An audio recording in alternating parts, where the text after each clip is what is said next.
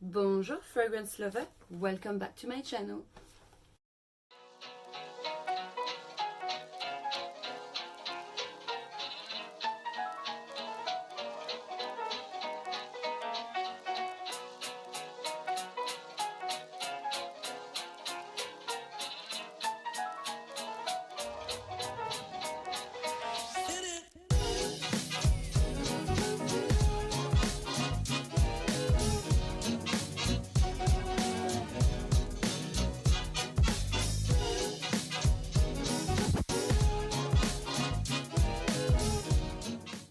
So in today's video, I wanted to tell you a bit like of the basic do and don't to do with your fragrance or to not do with your fragrance.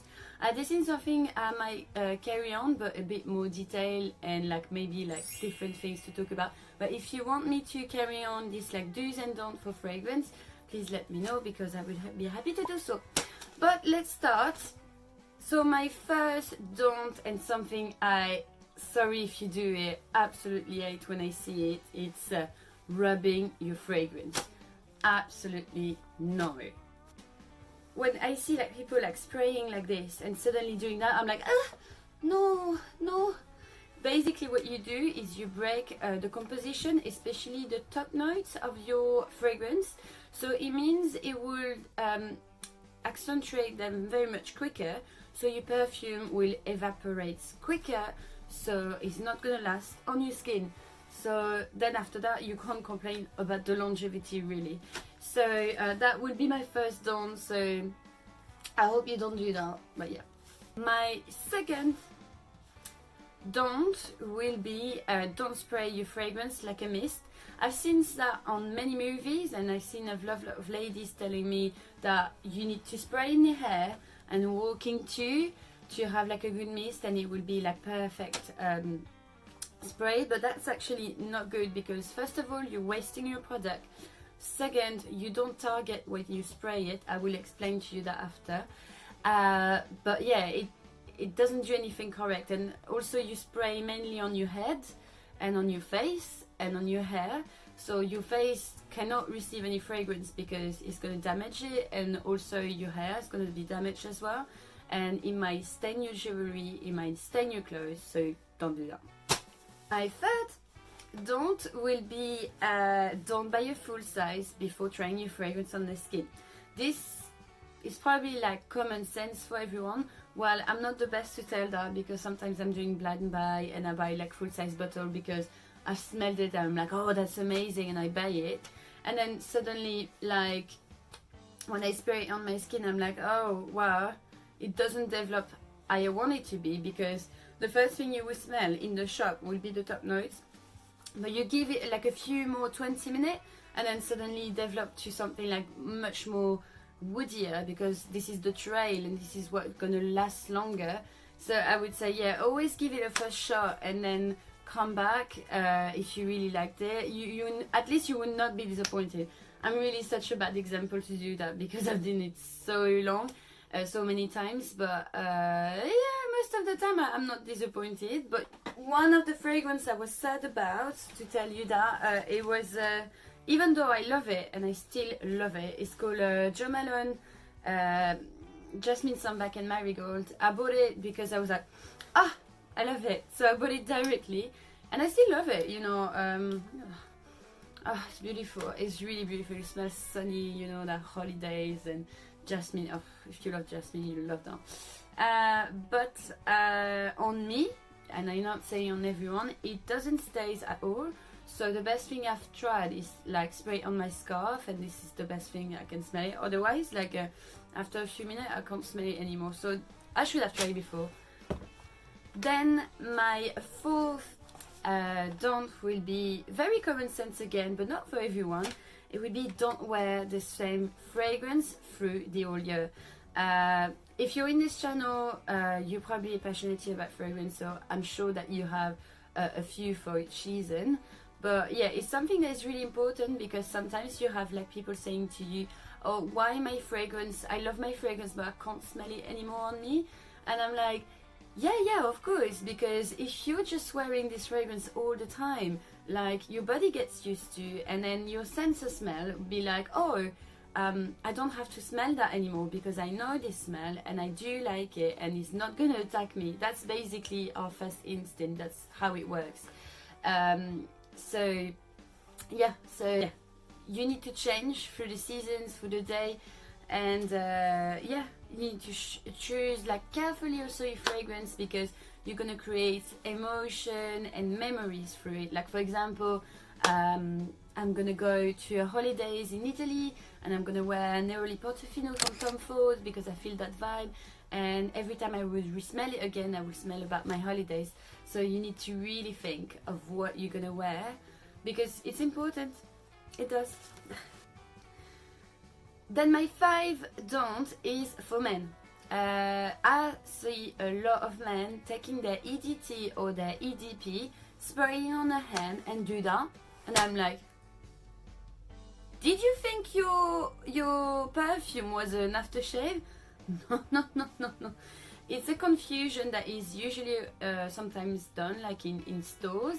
You will see like people saying I want an aftershave, but really they're looking for an eau de toilette or an eau de parfum. So don't mix it together. You can't apply your EDT over there just only because it's alcohol based. Well, not all of them, but you know, it's gonna damage your skin. Even though you have a stronger skin than ladies, it's gonna damage it. So it's not really good for you, not good for your beard neither. There's a lot of aftershave available in the market. You've got some without too much scent, so it will allow your fragrance to smell beautifully. Otherwise, you have like in the same line, usually, especially for designers, you get aftershave bottle next to it, and it's a smaller price. So it would be better to adapt your fragrance like this. So like, don't do that. Except if it's eau de cologne, because an eau de cologne will have a higher concentration in active ingredients that are good for the skin usually, and they've got less alcohol, but still it's better to apply on the neck for the eau de cologne. But yeah. Then in the same kind of don't, I would say don't wear a deodorant that conflicts your scent. So that's our 6 don't. Is that our 6? Something like this? Yeah. But yeah, don't wear something that's going to conflict it. Shampoo, shower gel and things like that, usually it's fine. But if you, except the men's one, like sometimes they're so overpowering, oh my god. Otherwise, deodorant, like sometimes even for ladies, you have deodorant spray and it smells very strong, so it changes the smell of your fragrance, like it's conflicting. So be careful of that. Again, you've got the same line into designer scent that can be adaptable, or you just go for something a bit more lighter. A big point to me, so that will be our 7th, I think, don't, would be don't judge an EDT and an EDP by the concentration. Okay, I explain to you. So usually what we think is that eau de toilette will be lighter than an eau de parfum, and eau de parfum stronger, and a pure parfum again more stronger, eau de cologne again more lighter. Well, it's not always the case. Like some brands are saying that, of course, there's a dosage in the concentration, but it's not always the case. Like there's a lot of brands actually that they create EDT and EDP. It's a totally different personalities.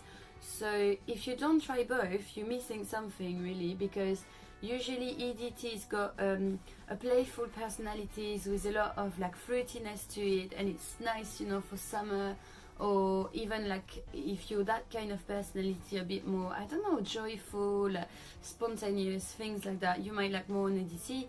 And sometimes EDP might have like a lot of green ingredient and woody trails. So it really depends on the ingredients, not usually about the concentration. And it doesn't mean that the EDT is gonna last less on you, definitely not. So I would advise you to always try the two when you're in store.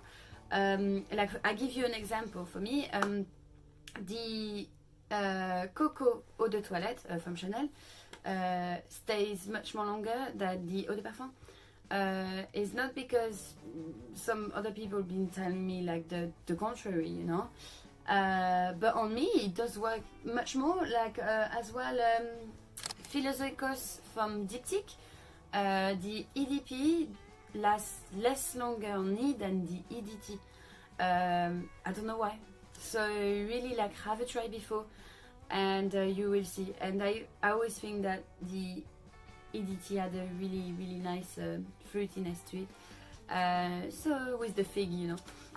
So yeah, always try and don't judge that. Like, don't go to a store and be like, oh no, I want parfum because I'm posh, blah blah blah blah blah blah. No. That's it. It doesn't mean anything. I've been saying a lot of done, so let's go back to the do. There's gonna be a bit less, but I will talk about that in another video maybe. My first do will be a well moisturized skin will retain your fragrance much longer. So you need to layer your fragrance. There's different ways to layer your fragrance. First thing, right after you go after the shower, your skin is moisturized by the water by itself. It's auto hydration, we call that. So it's the best time to spray your fragrance. It would last longer. So right after the shower, then you can use body cream, you can use moisturizer, you can use Vaseline as well. Vaseline is like retaining your scents very long as well. And layer with oil as well. If you want to see how to layer with oil, I've done a video about scent salim oils that are really nice to do layering, so I invite you to have a look. And white musk, anything that is related to white musk as well in body creams is really nice to layer your fragrance because it will give a cottony rounder effect to your perfume, which is nice. And yeah. Then my second do is about the storage. So I'm really a bad example for that. So anyway, I'm gonna say it. You need to keep your fragrances in a cool place, just like you will store your wine. Basically, you want a cool place. You don't want something that is gonna be too warm. So for example, in my home, the best place is probably over here next to like, you know, like more like next to the sofa or stuff like that. That I'm sure there's not going to be anything warmer or anything like steamy over there. So the bathroom is a no-no. Literally is the worst place you could store your fragrance. Like, you're sure that it's going to ruin them because of the steam, the heat, everything. Then the sunlight is affecting your fragrance. So if you can avoid a place that's got less sunlight, for example, for me it's quite good because in front of me there's no window. The window are this way.